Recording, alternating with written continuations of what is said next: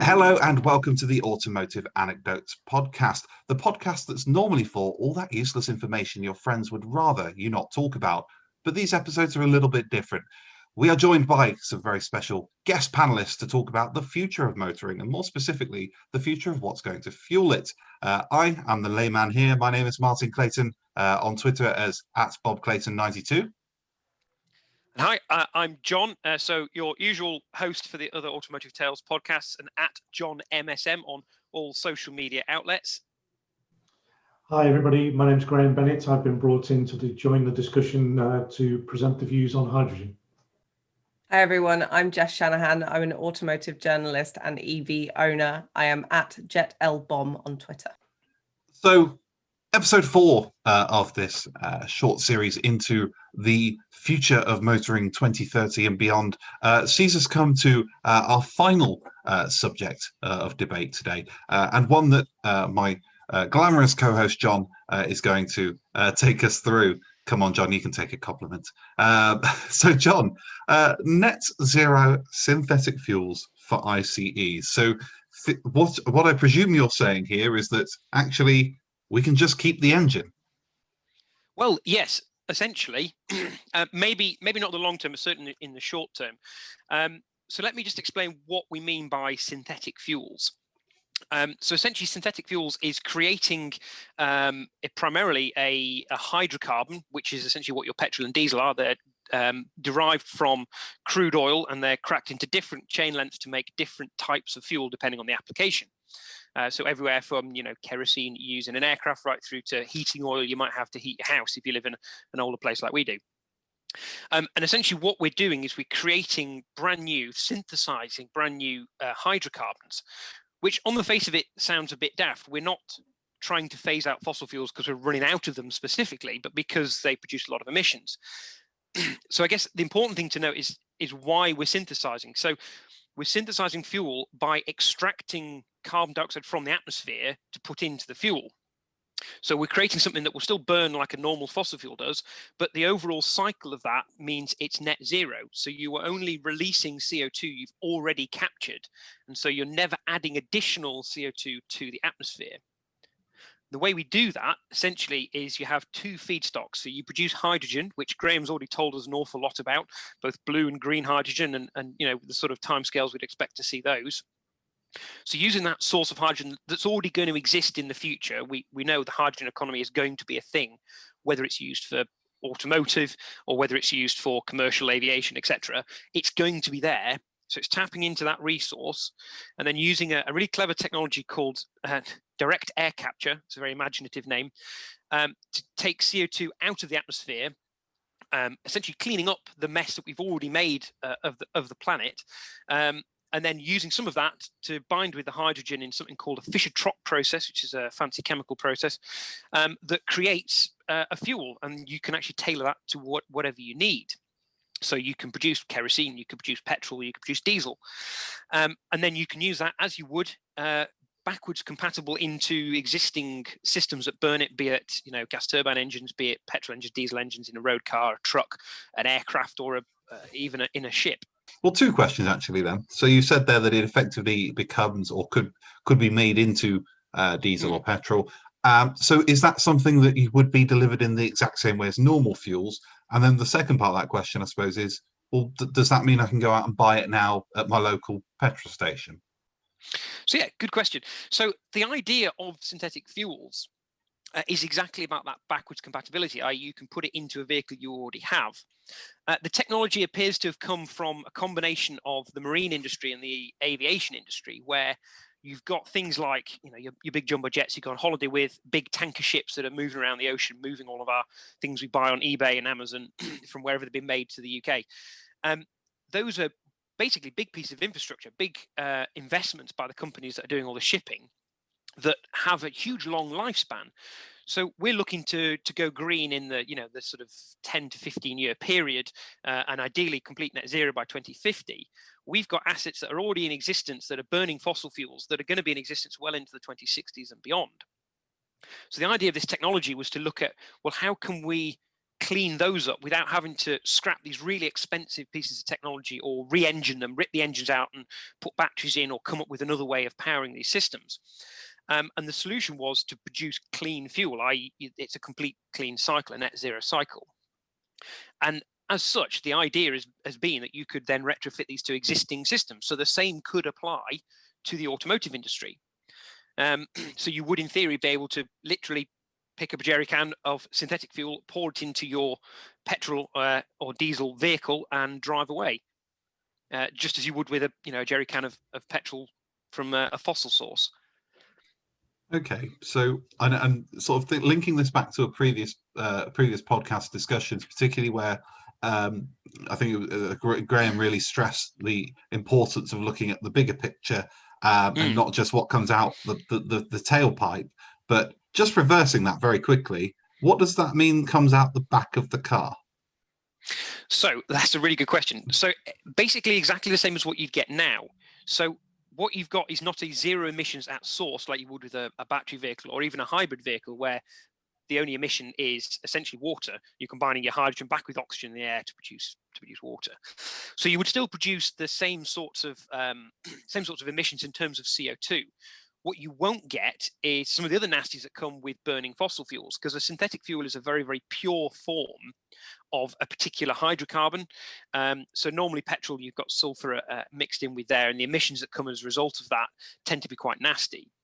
So there are some benefits in terms of it will be cleaner than your existing petrol, but it will still produce CO2.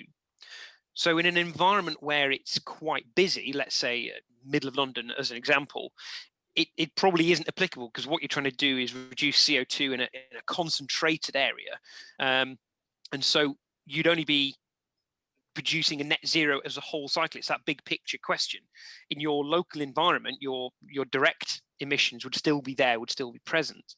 But the whole system would be clean, because you're putting it into atmosphere and then re-extracting it again after you've burnt the fuel.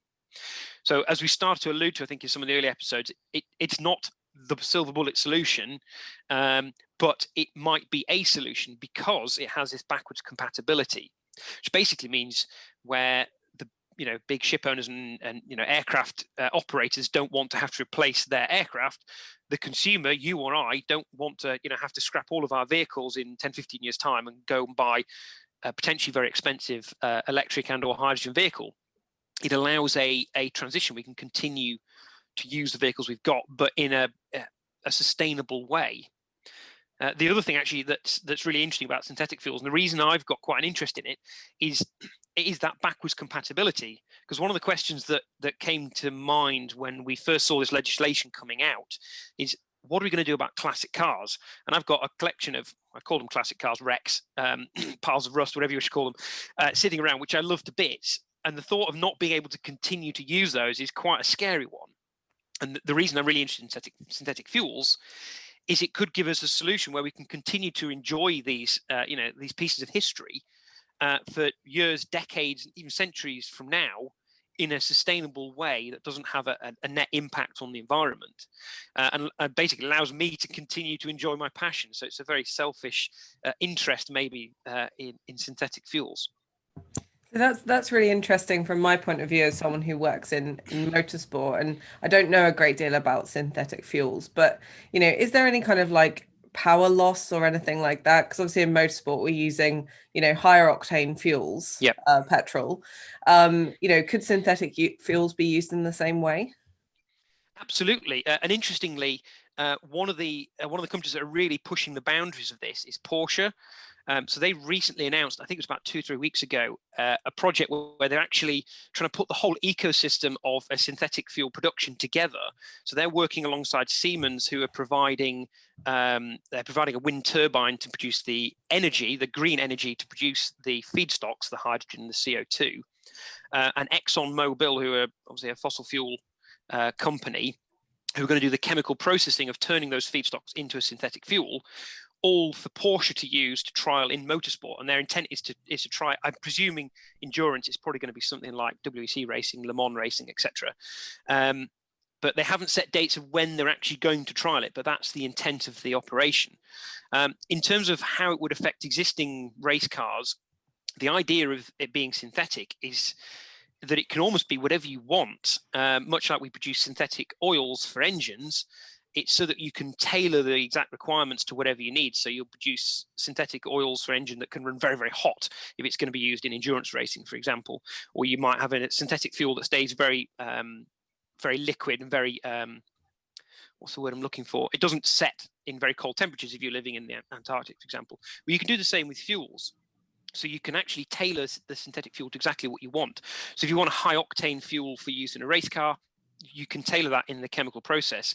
If you want something that's got a very high flash point that's very safe to be used in, in transport or in an aircraft, for example, so there's no risk of instantaneous combustion, then you can produce something more akin to a diesel oil, for example, just by adjusting the chemical process. So it's kind of a one size fits many. You can adjust it for whatever you need. That's great. Thank you. Any other questions from the field?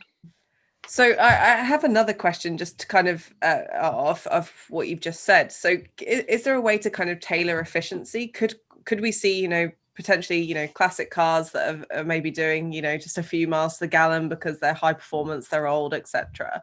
Could synthetic fuels kind of help them to get more miles to the gallon, as well as maybe potentially, be more efficient, faster, all of that kind of exciting stuff that petrol heads and car enthusiasts care about? I mean, potentially, yes. So as we mentioned with Motorsport, you could tailor the fuel to have, different flash points, to have different RON levels, etc., so that you can burn a higher octane fuel. So you could essentially produce a synthetic 102 octane or a 105 octane. But I think your same limitations would apply. So you couldn't take the old rolls that we've got and stick in 101 octane fuel in it, because it would pink and misfire like crazy. So you'd have to modify the engine to go in the same way you would modify it for high octane fuel. But it's entirely possible is that you can produce maybe a greater range of octane fuels for different applications. But I don't think the fuel itself will particularly change the efficiency of the engine. I think it's still in the modification of that engine itself. Okay, interesting. Thank you. Well, it's an interesting one. I think it's a very good question from Jess with respect to motorsport, because I think, again, in one of our earlier discussions, we touched on the ability of motorsport to act as an incubator, as an innovation incubator for new solutions. And we've seen through the history that F1s went from the V10 era to the V6 turbo era to the hybrid era. You could easily imagine that in a control environment where you've got rules, that you do have a control fuel.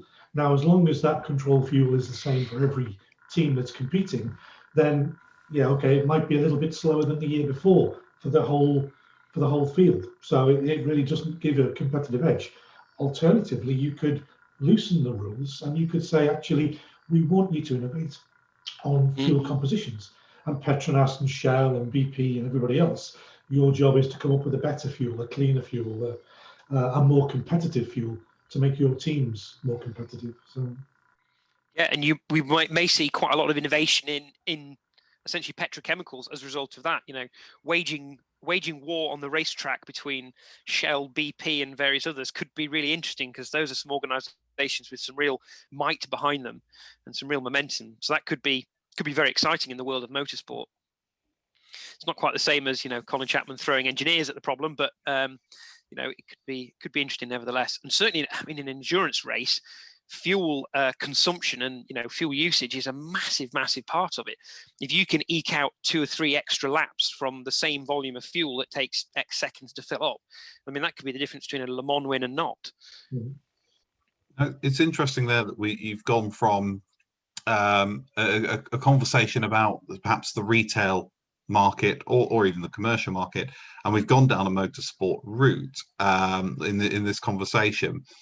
I suppose what the question that I'm curious about there then, Jon, is that do you feel that looking beyond 2035 in the UK, obviously where obviously ICE won't be available on new vehicles, do you see it as being a sort of third supplementary fuel for people that can't get on board or can't afford to be on board with the new technologies at that point? Are we saying that all three could work together in just different ways, I suppose?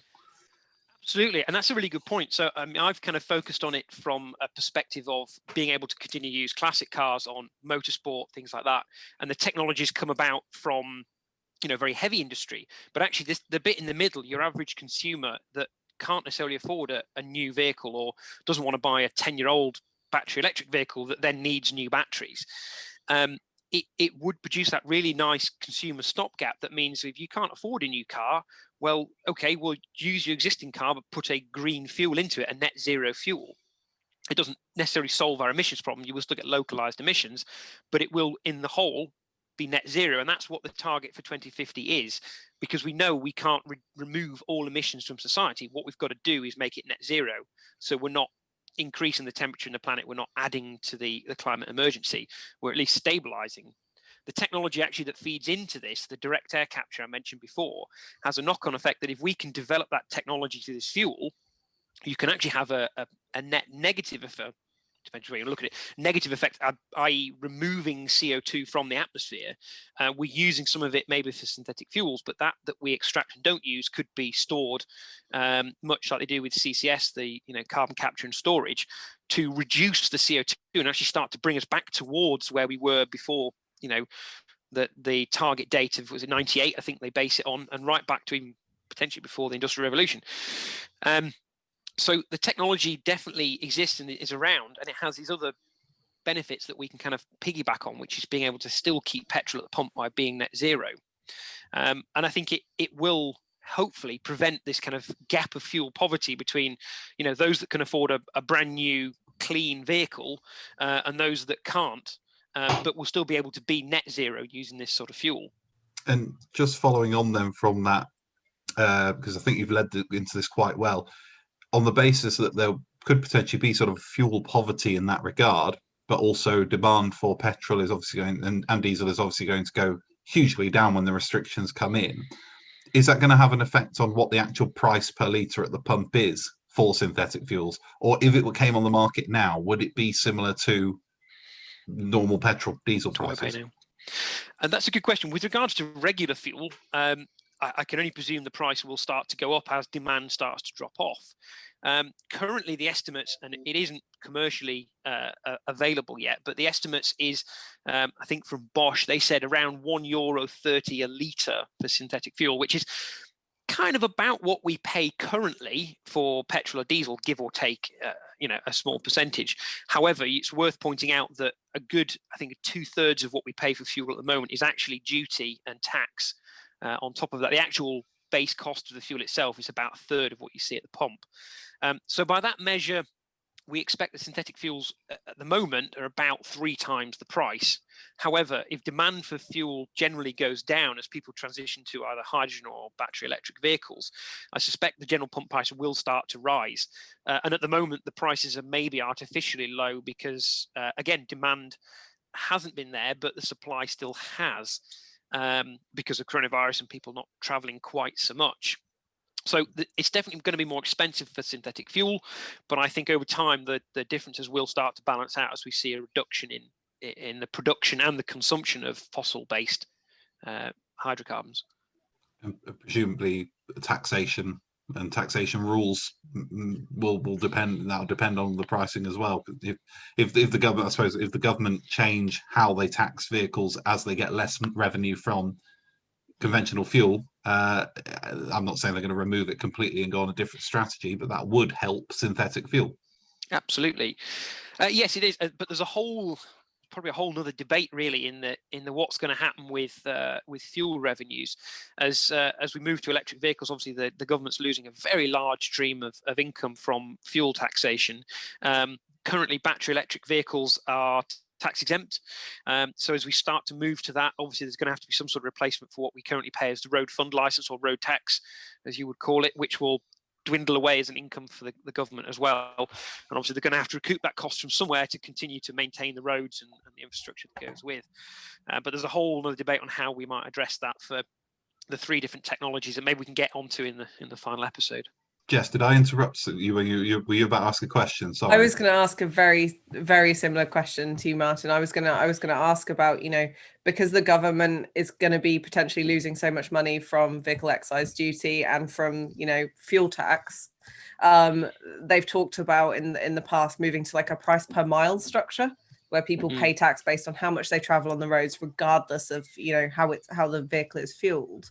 But do you think that means that if synthetic fuels now are currently more expensive, do you think if everyone's paying per mile and they don't have to tax so heavily on fuel, actually that price could come down quite quickly? Or do you think there would be that tax on top of the fuel as well as some kind of price per mile system?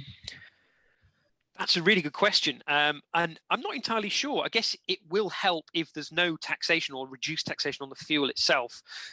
Because if we use that kind of 2/3 and 1/3 model, you're going to be looking at, £3 or £4 a litre if you add the same amount of fuel excise duty on top of synthetic fuel.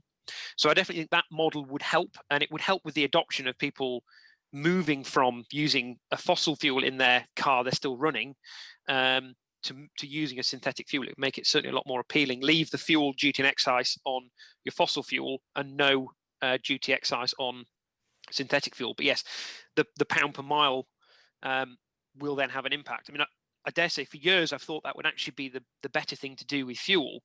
So when you've got a car that's got a 5-litre V8 that's supercharged and does 5 miles to the gallon, but you only do 10 miles a year in it, then why pay loads of road tax when actually you pay for the fuel you use? You're not going to use a lot of fuel, but you've got a super efficient 1-litre 3-cylinder Toyota Aygo that does 70-80 to the gallon. Well, you're not using a lot of fuel, so you won't pay a lot. Unless you do 100,000 miles in that car, then you're paying per mile. It's always seemed a more sensible solution to me. But telling a consumer you want to put more money on fuel taxation in lieu of road tax probably wouldn't go down very well. So that's probably why successive governments have never done it. And I suppose at this point, then, looking at the time, I'll open it to the floor. Have we got any more questions to pin Jon down on, or do we feel that that's a good point to probably have? I think over the last sort of 3 episodes, we've definitely come to a conclusion which we can wrap up nicely in a bow for episode 5. But any more around the table? I don't have any other questions, but I think I just want to kind of go back to Jon's early point that this is such a good solution for this like transition period of like, we're still going to have all of these, internal combustion engine cars on the road. So how do we make it so they're more green and they're running more smoothly? And it just makes so much sense for that kind of transition to when maybe we are driving around more hydrogen and battery electric vehicles. Yeah, I would agree. It sounds very much like a virtuous circle, Jon, that we can capture the CO2 and maybe not just direct air capture, but we can capture the CO2 from refineries and plug it back into synthetic fuels at the point of pollution, if you see what I mean. Yeah. So, you capture that CO2 from flue stacks in refineries, feed that back into a syn fuel system and stick it in a pipeline and ship it off to Heathrow Airport or something to be used in your airplanes. Yeah, and actually, Greg, one last point probably for me that you kind of touched on there, which is the being able to use this fuel and move this fuel around, because it's exactly the same as what you've traditionally got, your fuel, your petrol and your diesel at the pump. It can be managed in much the same way. So one of its massive benefits, certainly in this transition period, is it allows us to use our existing infrastructure without having to change a great deal. And I think that's going to probably be its biggest benefit. Its biggest disbenefit, if you will, is probably the fact that it's quite a embryotic technology. So I guess from my point of view, I'm willing the likes of ExxonMobil and Porsche and Siemens and Bosch and all of the people that are involved in it to really put the hammer down and get this to market, so that it will actually fit in neatly in that transition period. You need to be writing to Jean Todt and saying you want this in F1 in 2 years' time. Yeah, absolutely. That'll be my afternoon's job. Well, thank you very much for your time on those discussions there. Hopefully it's been enlightening for you listening as well. But it just leaves me to say, Jess, a big thank you for your input on this one. Thank you very much. It's been great to be here. And Graham, thank you as well for joining us and taking time out of your schedule. Thanks, Martin. I enjoyed taking part in the discussions. Brilliant. And Jon, I'm sure we will be back. But thank you for co-hosting with me or taking your specialist role in this week's episode. And we will see you all very soon to continue the discussion. Excellent. Goodbye. Bye. Thank you.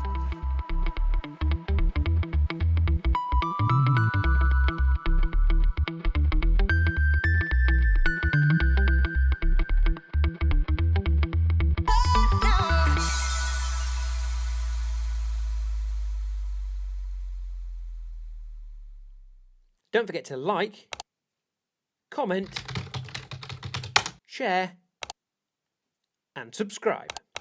Thank you for watching.